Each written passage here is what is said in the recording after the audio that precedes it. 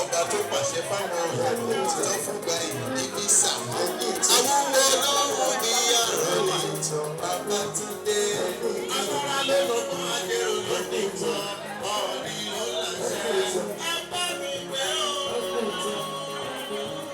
Ẹni tán, ẹni tán, ẹni tán, ẹni tán, ẹni tán, ẹni tán, ẹni tán, tó yìí gánà ni.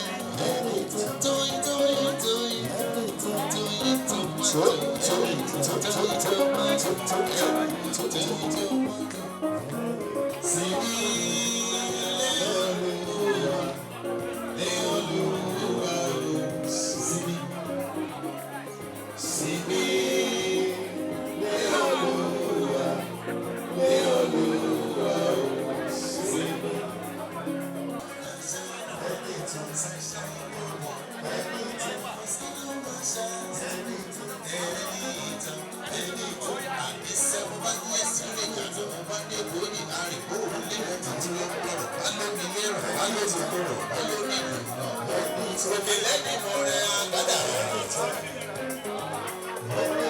Ọba tó pàṣẹ fáwọn òyìnbó tó fún gba ìdíbí sàmú.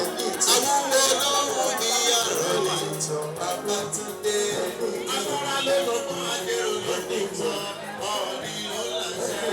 Ẹ bá mi gbé o. Ẹni tán, ẹni tán, ẹni tán, ẹni tán, ẹni tán, ẹni tán, ẹni tán, tó yìí gánà ni. Ẹni tán, tó yìí, tó yìí, tó yìí, ẹni tán, tó yìí, tó yìí, tó yìí, tó yìí, tó yìí.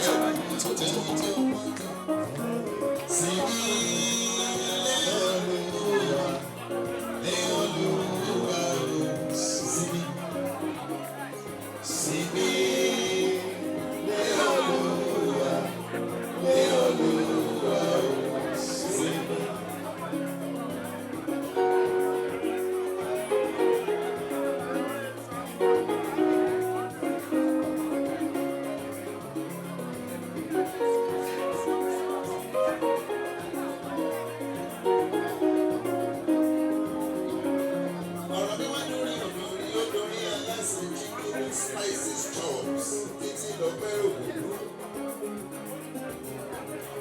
Títí lọ spices chops tí wà ní lọ́lá ìmọ̀ pẹ́rù dé.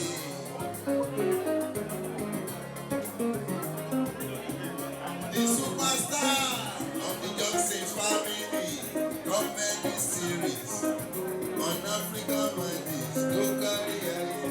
Títí lọ pẹ́rù kúrú.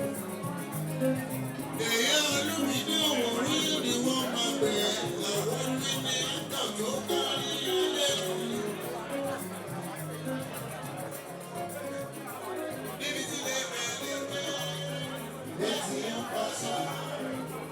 Ẹyẹ agbára kó gbọ́dọ̀ máa bẹ̀. Wọlé, mo wá gbé àti bàbá mi lọ́dọ̀ Princess Tóyìnbó. Kábíyèsí aláṣẹ èkejì òrìṣà o.